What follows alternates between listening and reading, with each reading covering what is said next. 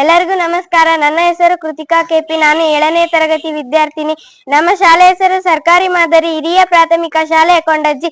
ಇವತ್ತಿನ ಸಚೇತನ ವೈಜ್ಞಾನಿಕ ಚಿಂತನೆಯು ಪುರಾವೆಗಳು, ತಾರ್ಕಿಕ ವೀಕ್ಷಣೆ ಮತ್ತು ಪ್ರಯೋಗಗಳ ಆಧಾರದ ಮೇಲೆ ಜಗತ್ತನ್ನು ಅರ್ಥ ಮಾಡಿಕೊಳ್ಳುವ ಒಂದು ವ್ಯವಸ್ಥಿತ ಪ್ರಕ್ರಿಯೆಯಾಗಿದೆ. ಇದು ಮೂಢನಂಬಿಕೆಗಳನ್ನು ಪ್ರಶ್ನಿಸಿ ಸತ್ಯವನ್ನು ಹುಡುಕಲು, ವಸ್ತುನಿಷ್ಠವಾಗಿ ವಿಶ್ಲೇಷಿಸಲು ಮತ್ತು ಜವಾಬ್ದಾರಿಯುತ ನಿರ್ಧಾರಗಳನ್ನು ತೆಗೆದುಕೊಳ್ಳಲು ಸಹಾಯ ಮಾಡುತ್ತದೆ. ಇದು ಸೃಜನಶೀಲತೆ ಮತ್ತು ನಿರಂತರ ಕಲಿಕೆಯನ್ನು ಉತ್ತೇಜಿಸುವ ಜೀವನ ವಿಧಾನವಾಗಿದೆ. ವೈಜ್ಞಾನಿಕ ಚಿಂತನೆಯ ಪ್ರಮುಖ ಅಂಶಗಳು: ಪ್ರಶ್ನಿಸುವುದು, ಏಕೆ, ಏನು, ಹೇಗೆ ಎಂದು ವಿದ್ಯಮಾನಗಳನ್ನು ಪ್ರಶ್ನಿಸುವುದು.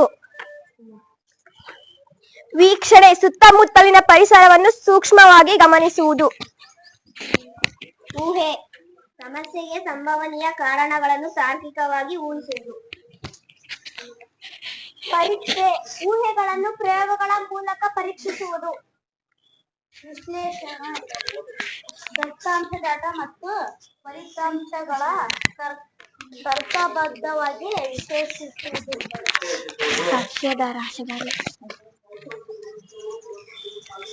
ಸಾಕ್ಷ್ಯಾಧಾರ ನಂಬಿಕೆಗಳಿಗಿಂತ ಪುರಾವೆಗಳಿಗೆ ಹೆಚ್ಚಿನ ಮಹತ್ವ ನೀಡುವುದು. ವೈಜ್ಞಾನಿಕ ಚಿಂತನೆಯ ಮಹತ್ವ: ಮೂಢನಂಬಿಕೆಗಳ ನಿರ್ಮೂಲನೆ, ಮೂಢನಂಬಿಕೆ ಮತ್ತು ತಪ್ಪು ಕಲ್ಪನೆಗಳನ್ನು ಹೋಗಲಾಡಿಸುತ್ತದೆ.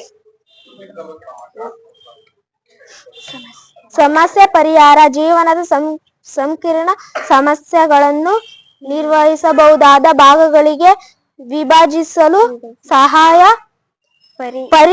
ಪರಿಹರಿಸಲು ಸಹಾಯ ಮಾಡುತ್ತದೆ. ಹೊಸ ಆವಿಷ್ಕಾರಗಳಿಗೆ ಮತ್ತು ಸೃಜನಶೀಲತೆಗೆ ದಾರಿ ಮಾಡಿಕೊಡುತ್ತದೆ.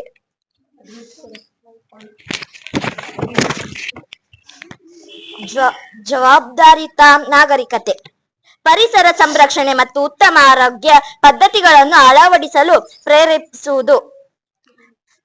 ವೈಜ್ಞಾನಿಕ ಚಿಂತನೆಯು ಕೇವಲ ವಿಜ್ಞಾನಿಗಳಿಗೆ ಮಾತ್ರ ಸೀಮಿತವಲ್ಲ, ಬದಲಾಗಿ ಇದು ದೈನಂದಿನ ಜೀವನದಲ್ಲಿ ಉತ್ತಮ ನಿರ್ಧಾರಗಳನ್ನು ತೆಗೆದುಕೊಳ್ಳಲು ಪ್ರತಿಯೊಬ್ಬರು ಅಳವಡಿಸಿಕೊಳ್ಳಬಹುದಾದ ಮನೋಭಾವವಾಗಿದೆ. ಎಲ್ಲರಿಗೂ ಧನ್ಯವಾದಗಳು.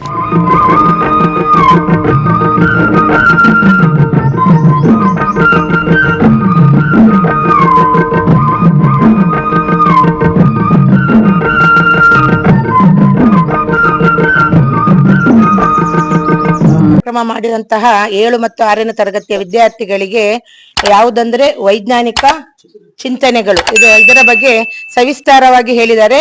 ಈ ವಿದ್ಯಾರ್ಥಿಗಳಿಗೆ ಎಲ್ಲರೂ ಜೋರಾಗಿ ಚಪ್ಪಾಳೆ ತಟ್ಟಿ.